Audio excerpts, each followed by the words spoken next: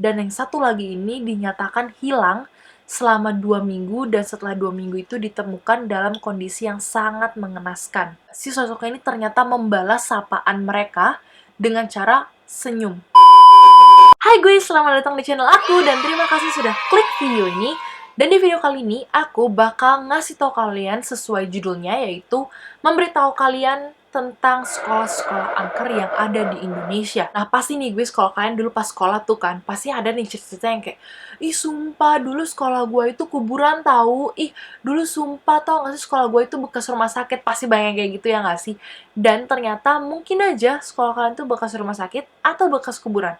Dan ada salah satu sekolah yang bakal aku sebutin ini emang beneran bekas rumah sakit ternyata. Dan sebenarnya nih guys, bangunan-bangunan sekolah yang ada saat ini pun tidak pernah lepas dari cerita-cerita mistisnya. Walaupun nanti kalau aku sebutin nggak ada sekolah kalian, tapi kalau kalian punya cerita pengalaman horor di sekolah kalian, kalian boleh langsung banget bagiin pengalaman horor kalian di sekolah di kolom komen. Dan ya, sesuai janji aku di video kali ini bakal ngasih kalian tentang sekolah-sekolah angker dan punya cerita-cerita mistis yang ada di Indonesia. Bahkan nih guys, dinobatkan sebagai sekolah tertua di Indonesia yang notabene-nya nih pasti memiliki cerita-cerita mistis dan misteri di sekolah itu. Apakah sekolah kalian ada di dalamnya? Ayo kita cari tahu. Udah siap? Kita mulai. Nah, bagi kalian arek-arek Malang nih, pasti kalian udah nggak asing lagi sama yang namanya SMAN Tugu Malang. Nah, SMAN Tugu Malang ini merupakan salah satu SMA favorit yang ada di kota Malang.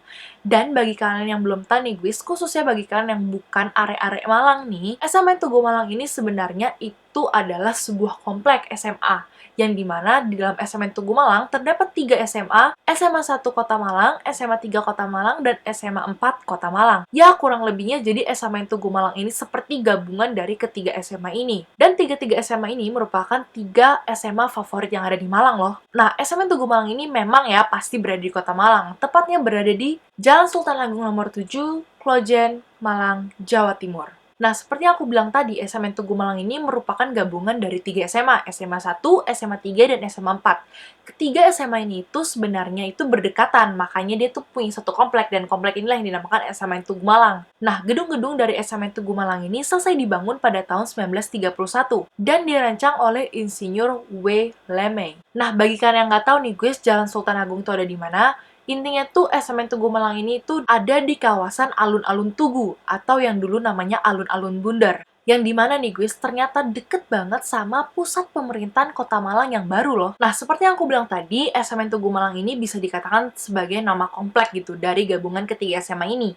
Nah, ternyata dulu itu nama komplek ini itu bukan komplek SMN Tugu Malang, melainkan dulu namanya itu adalah HBS dan AMS. Apa sih HBS itu? HBS itu merupakan singkatan dari Huger Burger School, yang dimana juga merupakan sebuah tempat pendidikan gitu, yang pada zaman Belanda itu kurang lebih artinya itu adalah Sekolah Tinggi Warga Negara atau Sekolah Menengah untuk Belanda. Dan AMS itu adalah Algemene Middelbare School, yang artinya adalah Sekolah Menengah untuk Umum. Jadi kalau HBS itu adalah sekolah menengah untuk Belanda, sedangkan AMS itu adalah sekolah menengah untuk umum. Nah, sesuai dari fungsi bangunan ini dahulu, yaitu digunakan pada zaman Belanda sebagai HBS atau AMS, yaitu ya juga merupakan lembaga pendidikan, berarti bangunan ini termasuk bangunan tua. Dan disinilah guys, letak kehororan dan hawa mistis atau cerita mistis ini bermula dari SMN Tugu Malang ini.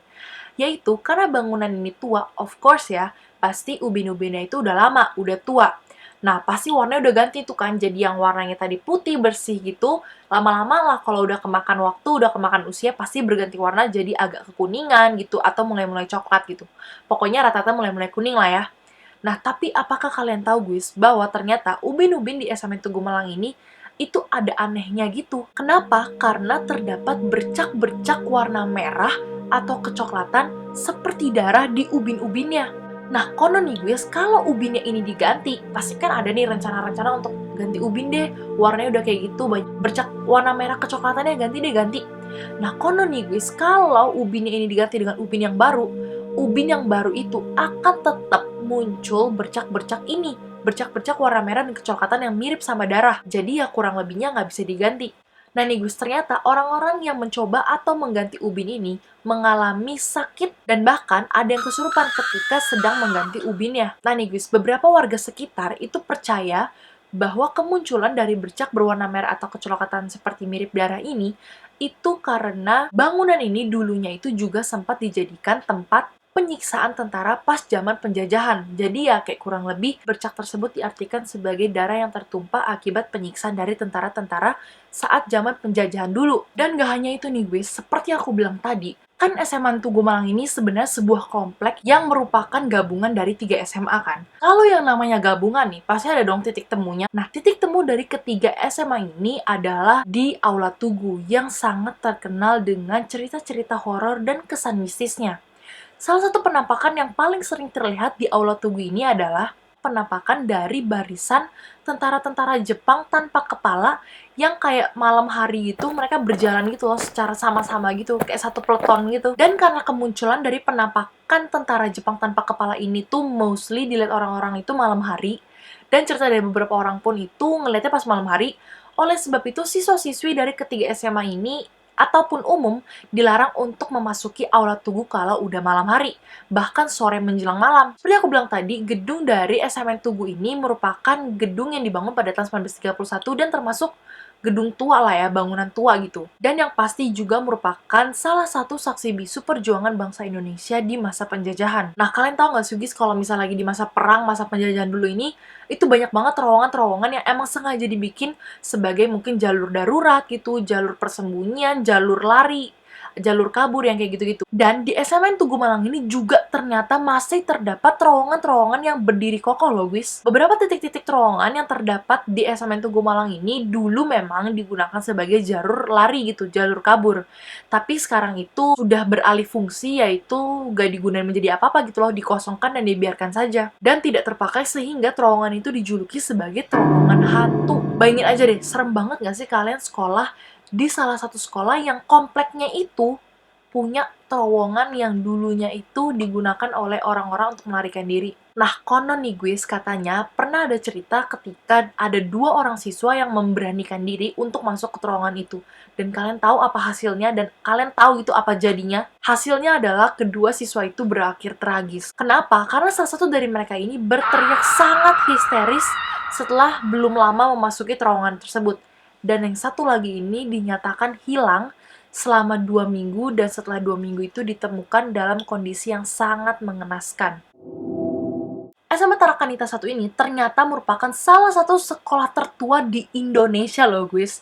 Di Indonesia, sekolah tertua. Yang pasti kalau udah mempunyai julukan sekolah tertua, pasti lebih banyak lah ya cerita-cerita mistis, dan kesan mistisnya pun mungkin lebih kental, karena SMA Tarakanita 1 ini dipercaya merupakan salah satu saksi bisu dari perjuangan bangsa Indonesia loh pada masa zaman penjajahan. Nah nih guys, ada satu fakta yang perlu kalian tahu tentang SMA Tarakanita 1 ini, yaitu gedung yang sekarang dipakai menjadi SMA Tarakanita 1 ini ternyata pada tahun 1997 gedung ini dipakai menjadi gedung perkuliahan Universitas Tarumanegara. Tapi nih guys, beberapa tahun sebelum tahun 2006, gedung ini ternyata udah lama nggak dipakai atau sudah lama tidak dioperasionalkan sebagai gedung perkuliahan Untar. Oleh sebab itu nih, kan udah lama nih terbengkalai, udah lama nggak dipakai. Akhirnya pada tahun 2006, disewalah oleh Yayasan Tarki untuk dipakai sebagai gedung sekolah dari SMA dan SMK Tarakanita 1. Dan juga nih guys, ada sebuah fakta menarik lagi bahwa jika ditarik lebih jauh lagi sebelum gedung ini dipakai oleh Universitas Tarumanegara,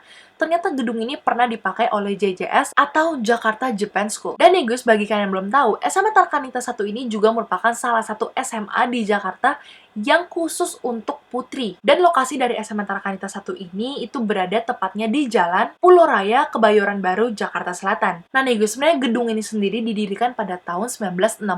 Jadi ya kalau boleh dibilang, mungkin pada tahun 1962 pertama kali dipakai sebagai gedung sekolah JJS atau Jakarta Japan School. Nah nih guys, alumni dari SMA Tarakanita 1 ini atau yang lebih gampang dikenal atau disebut dengan Tarki 1 itu mempunyai beberapa lulusan terkenal seperti Dian Sastrowardoyo, Ira Wibowo, dan masih banyak lagi. Dan seperti yang aku bilang tadi, SMA Tarki 1 ini merupakan salah satu sekolah tertua di Indonesia. Dan apalagi gedungnya yang dibangun pada tahun 1962 ini, yang pasti banyak menyimpan keganjilan atau kemistisan gitu.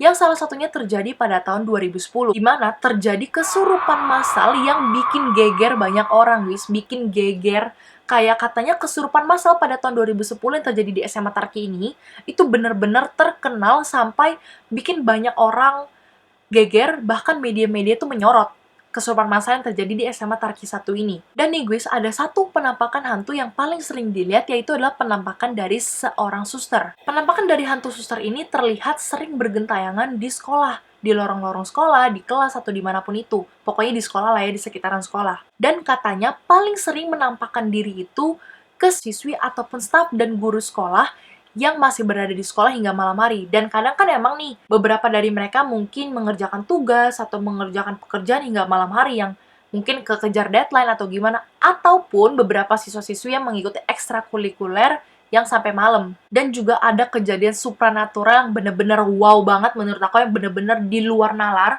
Kenapa? Karena pada awal tahun 2010 itu pernah kejadian yang sampai mengganggu warga sekitar, guys. Yang sampai mengganggu warga sekitar, sampai warga sekitar itu mendatangi SMA Tarki 1. Tahu nggak kenapa? Karena tiba-tiba pada malam hari nih guys, orang lagi tidur, nyenyak-nyenyak, terdengar suara yang benar-benar besar, yang keras banget, sampai ngeganggu tidur mereka. Sampai warga-warga ini tuh kebangun dan akhirnya mendatangi SMA Tarki 1 ini. Dan akhirnya setelah usut punya usut, suara tersebut itu datang dari speaker-speaker yang masih tercolok. Tapi kalian tahu nggak guys, ketika ditanya ke satpamnya, pasti tanya ke satpam lah ya, kan dia yang bertanggung jawab gitu. Satpam dari SMA Tarkis tersebut sudah mencabut semua kabel dari speaker tersebut dan bahkan sudah memastikannya itu tercabut beberapa kali. Tapi tiba-tiba bisa bunyi keluar suara yang gede banget, keras banget, sampai yang kayak bikin orang bingung, ini suara apaan sih gitu. Dan bahkan apalagi satpamnya yang tambah bingung, yang ngasih, udah gue cabut kok barusan kok nyala gitu kan.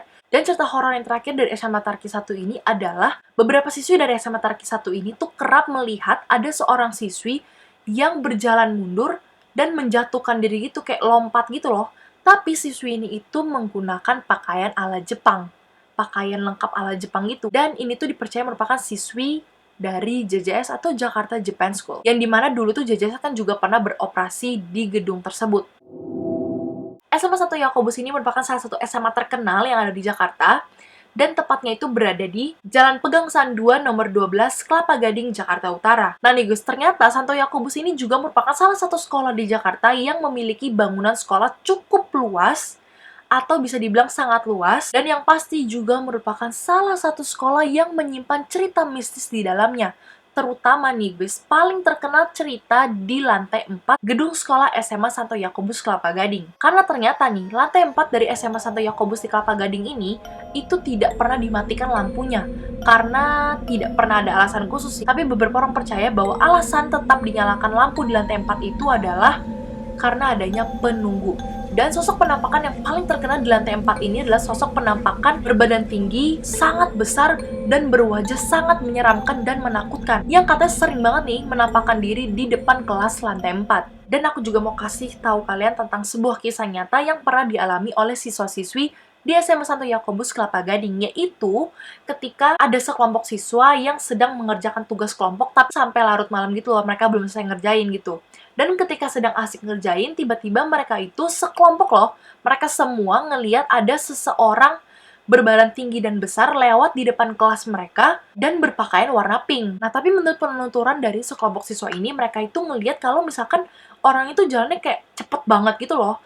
Dan salah satu dari mereka, kalian tahu, salah satu dari mereka itu, karena penasaran, menyapa si sosok ini. Kayak mungkin mereka supaya positive thinking kali ya, mereka menyapa gitu. Jadi pas mereka menyapa, kalian tahu nggak, si sosok ini ternyata membalas sapaan mereka dengan cara senyum, setengah menoleh.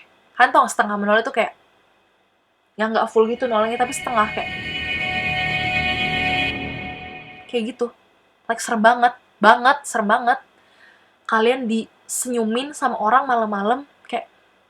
Dan menurut penuturan dari mereka lagi, si sosok ini itu berjalan ke arah tangga dan menaiki tangga. Dan kalian harus tahu guys, ternyata mereka itu berada di lantai 6, yang dimana lantai 6 ini merupakan lantai kelas teratas. Tangga itu menuju kemana? Tangga itu ternyata menuju ke lapangan basket di lantai 7. Yang dimana lapangan basket itu selalu dikunci pintunya kalau tidak ada acara olahraga atau tidak ada kegiatan atau pelajaran olahraga. Jadi yang pasti malam itu pintu dari lapangan basket itu sudah terkunci. Dan bener aja guys, mereka kan mikir kayak, itu kan bukan udah dikunci ya. Mereka tuh sekelompok siswa ini, aku bilang sih bener-bener berani ya. Mereka samperin, mereka ikutin si sosok ini ke lantai atas, mereka naikin tangga dan bener, pintu itu kekunci. Dan mereka lihat gitu kayak keliling lapangan basket itu nggak ada sama sekali orang dan kosong melompong. Jadi sosok yang senyum mereka itu serem banget, kayak siapa? Menggantung dirinya sendiri di salah satu ruangan di sekolah tersebut, tepatnya di ruangan yang sekarang dijadikan sebagai ruangan gudang yang terletak di lantai 3. Suara tawa tersebut berasal dari arah TK, yang dimana TK-nya ini tuh udah nggak dipakai lagi, udah lama nggak dipakai, udah lama terbengkalai. Lalu suara tawa aneh siapa itu?